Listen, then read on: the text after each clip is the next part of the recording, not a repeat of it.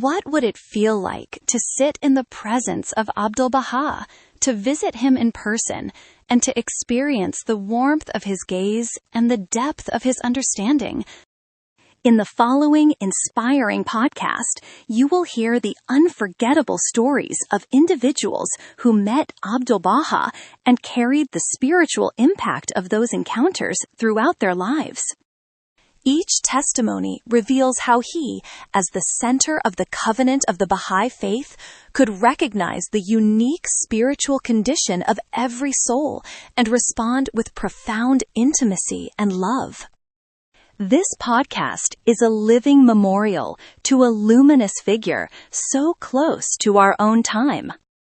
Through these narratives, we explore the essence of Abdul-Bahá, his humility, his wisdom, and his ability to awaken the noblest qualities within those he met.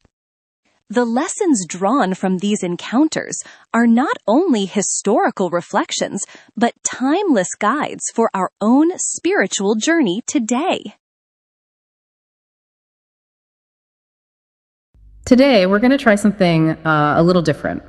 We're attempting what is maybe the most personal historical shortcut possible. Our mission is to get inside personal first-hand accounts from people who actually met Abdul-Bahá. It's a deep dive into vicarious experience, really. We're trying to borrow the eyes and ears of these witnesses. Yeah, and through them, understand the kind of profound spiritual and personal impact he had. What did it feel like to have him walk into a room? To stand face to face with the one they called the Master. It's a fascinating question. And to really set the stage for that kind of spiritual magnetism, I think we have to start with that famous early image of him. Oh, the portrait from Adrianople. Exactly, the one taken when he was just 24. It's often described as, this incomparable portrait. And the context there is so important. Adrianople was a place of agonizing exile for his father, Baha'u'lláh. Yeah. So for a 24-year-old, this was a time of immense suffering. And yet, that image, it just radiates this ideal of spiritual beauty. It's a nobility that seems to come from his very core. It's the perfect backdrop for the love and devotion we find in these recollections. And these accounts, they're not just scattered notes. We're lucky to have recordings from the 1992 World Congress. A moment of collective remembrance. Yeah, where many of these friends gathered to share their stories.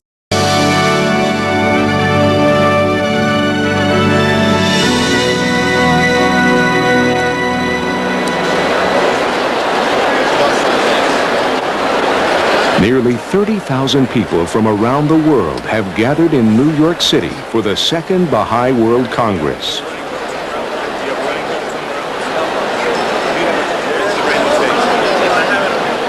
Two years of preparation, along with the help of over 4,000 volunteers, has culminated in this historic event, which marks the centenary of the passing of Baha'u'lláh, the prophet founder of the Baha'i faith.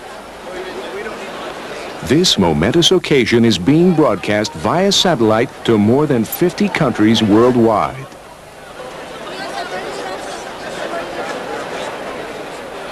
Could I see camera 3? The Baha'is that are gathered here in the Jacob Javits Center in New York represent hundreds of countries, territories, islands, and tribes. These are the people of Baha. We are the Aba, the Zulu, the Acholi, the Zapotec. We are from Angola, Algeria, Zambia. We are Colombians, Aitsaou, French, Tangali, Finns, Ojibwa, Greek.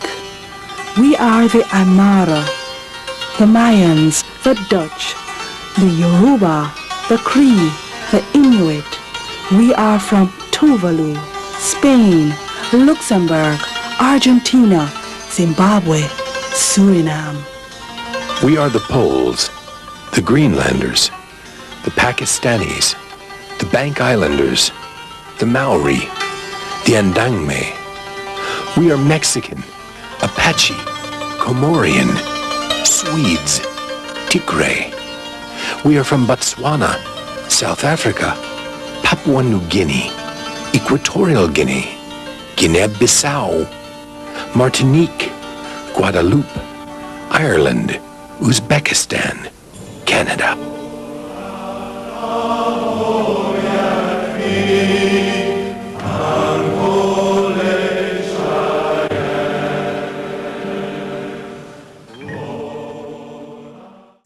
That event itself was like a living historical archive. You even had figures like Abdul-Bahá Ruhi Khanum there, whose parents hosted Abdul-Bahá in their home in Montreal. These are documented foundations. Okay, so let's jump right in. We should probably start with those immediate defining interactions. The bestowal of names seems like the right place. Yes, because this wasn't just like a casual nickname, it was a powerful act of recognition. Absolutely. Yeah. It was like Abdul-Bahá was seeing their true spiritual reality and giving it a name, a new identity. Take the story of Mr. Shinji Yamamoto.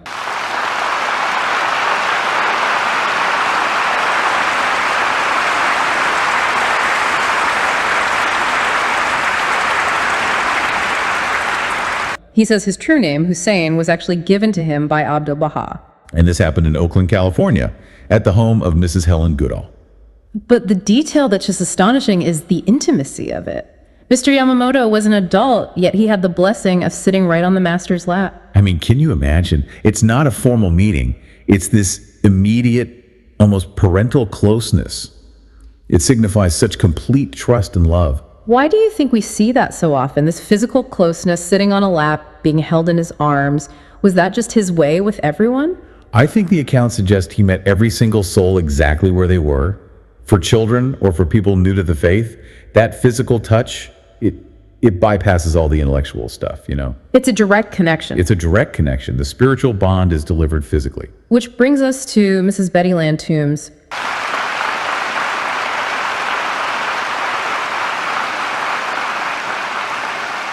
Her story has this beautiful, permanent sense of mystery to it. Right. She was just an infant, and he held her in his arms. He whispered something in her ear. And here's the amazing part. She said that for her whole life, no one has ever been able to tell her what he said. It's her own divine secret. Imagine carrying that your whole life. She even said she's looking forward to meeting him again just so she can ask him to repeat it. The connection isn't over. It's just paused. And what's so fascinating is that the mystery itself, the not knowing, became her anchor. It was just as powerful as the name was for Shinji Yamamoto. Okay, now let's move to Mrs. Sylvia Parmalee. She went on pilgrimage to Haifa in 1920. She was only 12 years old. And she spent about 6 days in the master's home, sat at his dinner table every night, attended meetings where he spoke. For a shy 12-year-old, that could have been terrifying. You'd think so, but she said the exact opposite happened.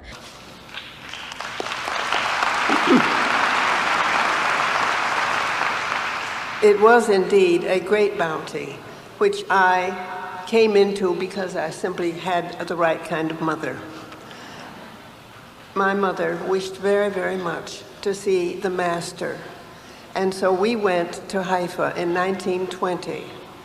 It was really nothing that I would have undertaken on my own. It's just that I feel thankful that she had the wisdom and the insight to see the bounty that would come from this. Every time we were in the master's home for about 6 days. We're at his table at dinner every evening, and we were at meetings where he spoke a number of times. He was always, when he saw me and when we had interviews with him, very, very happy, very encouraging. His eyes lighted up with smiles, and it was a wonderful experience to see him. He helped me for a moment overcome a great shyness I had, because I felt that something new came over me when I was in his presence that I had not expected and I had no control over. It was a very happy, happy experience. She remembers he was always very, very happy and very encouraging whenever he saw her. Wow. She said his eyes literally lighted up with smiles. She felt his presence just. It helped her overcome a great shyness. So he didn't lecture her on being brave. He just saw the bravery that was already in her and shone a light on it. Exactly. And he gave her the Baha'i name, Badi, a name she treasured so much she passed it on to her own granddaughter. That's a beautiful legacy. But the key takeaway for her, the thing that stuck with her forever, was sensory, wasn't it? It was his voice. His voice. She described it as the most beautiful musical voice, strong and full with rich overtones. She wished she could carry the memory of that sound with her for her whole life. So it's not just the words. It's the physical sound itself, the resonance, acting as a kind of a vector for his spirit. It's a spiritual imprint made through sound. It's incredible. A blessing for her entire life, as she put it. And that leads us perfectly into maybe the most visceral of all these accounts, the story of the sunshine. For Mrs. Bahia Randall Winkler. Yes, when she was just 5 years old. And this one is amazing because it shows the effect on a truly skeptical child. We lived in a very big house, and my favorite place in the house was the bottom of step in a long flight of stairs going up to the second story. And I used to sit there all the time, and then I could see everything going on the first floor. I liked it. I was not very fond of adults. I liked my mother and father, I loved them. But no other adults really entered into my childhood existence. I looked at all the others, and it was always suspicion in my mind because they were always saying no. And this day, it was just the same. I was sitting on the bottom step, and my nurse called down and said, "Margaret, you must come upstairs and change your dress. A very important person is coming." I said, "No." I didn't intend to do it at all. And we argued back and forth a bit, and then suddenly, everything changed.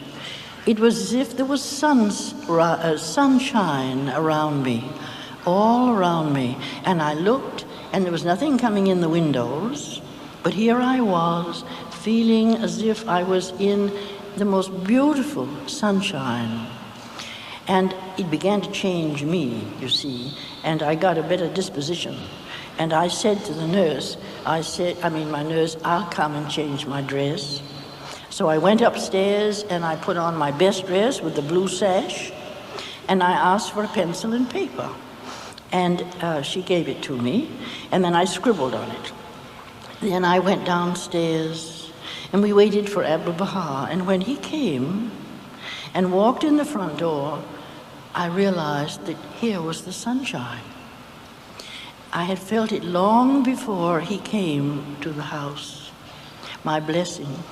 Then he came back in the house, and he stood by the library door, and he said, the house is a beautiful house, but someday it will become a beautiful home. So he's elevating the physical structure into a place of spiritual nurturing. But my favorite part, I think, is the silent conversation he has with the little girl. Mm-hmm. While he's talking to her father, he keeps looking at her with a twinkle in his eye. He's recognizing her. He's bypassing the adult conversation entirely. She felt he was saying to her, "I really did come to see you as much as your mother." It was this message of incredible love for, as she put it, even naughty little girls. It's the validation of a child's soul and the lasting effect. When he left, the physical sun disappeared, but she says, that kind of sunshine never leaves one's heart. That moment made her a Baha'i for life. That phrase is just. Yeah. It's perfect. The sunshine never leaves one's heart. It's a permanent endowment. Now we need to shift gears a little to an account that captures Abdul-Bahá in a very different context. Yeah. More private, more reverent. Mr. Aziz Yazdi. Yes. After the end of the First World War, the beloved master asked my father to bring the family to Haifa and establish our residence there. And because of this, I had the bounty and the privilege to attain the presence of the master often. One day, I was in Baha'i playing in the gardens, and the beloved master came out of the pilgrim house. I bowed with reverence. He looked at me, smiled, and walked towards the shrine of Bahá'u'lláh. I don't know what came over me, but I had a feeling like a power pulling me towards Abdul-Bahá, and I followed him. I am certain he knew I was following him, but he never turned back to look at me or to tell me not to. I continued following him until he reached the entrance to the shrine of Baha'u'lláh and was still behind him. He went in and I followed him. I remember exactly the spot where he stood and went on his knees in front of the shrine of Baha'u'lláh. And then he got up and chanted the tablet of visitation. The distance between the beloved master and myself was about 4 to 5 yards, not more. But when the voice of the beloved master was heard first, something happened. And I asked myself, where am I? In this holy spot, here is the Qibla, where Baha'u'lláh lies. And here is the beloved master chanting the tablet of visitation. And I'm the only one witnessing that. This is nothing but the grace, the bounty, and generosity of Abdul-Bahá.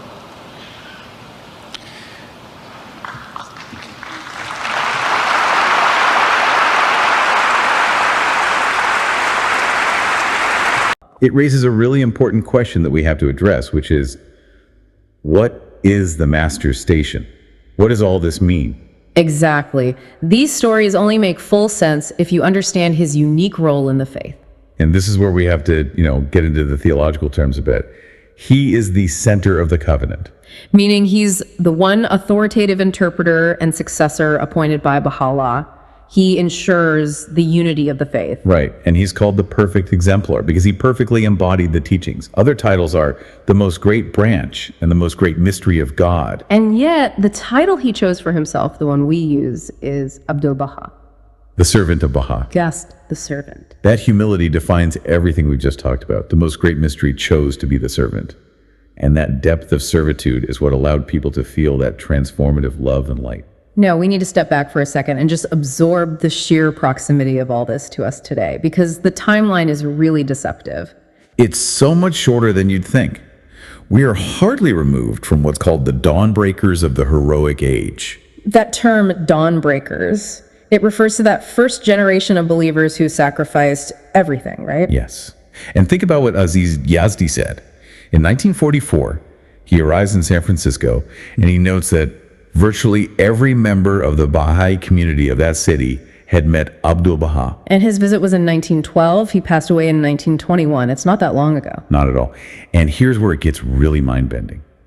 The historical comparison. Go on. The time separating us now from the passing of Abdul-Bahá is actually shorter than the time between the life of Christ and when the Gospels were even written down. Wow. Okay, that really puts it in perspective. It's a striking thought, isn't it? Yeah. It means that initial spiritual energy, that physical presence, is still almost within living memory. We're standing directly on the shoulders of the people who received that sunshine. Their stories aren't just dusty history, they are fresh foundations. So what does that mean for you listening to this today? It means we are, in the grand scheme of things, true pioneers. Early enlistees in the Master's heavenly army. It connects everything we're doing right now directly to that first wave of transformation. We're continuing their march, and when the writings talk about the cohorts of supreme concourse, they're talking about this celestial assistance that is always there. We're not doing this alone. So we've covered the names and the mysteries, the power of his voice, that palpable sunshine that healed and changed hearts forever. These accounts really give us a sense of his unparalleled ability to connect with every single soul. From the most devout pilgrim to the most skeptical 5-year-old. The core takeaway has to be the permanence of that influence. Once that spiritual warmth was felt, it never left. These people were armed with a memory that became the blessing of their entire lives. And for you, listening now, standing so historically close to the dawn of this faith, if we are seen as early enlistees, what lasting sunshine, what profound transformative insight do you carry from your own spiritual journey? Let's take these stories not just as inspiration, but as a charge to march on to new victories, knowing that we have, the full assistance of those spiritual cohorts guiding the way.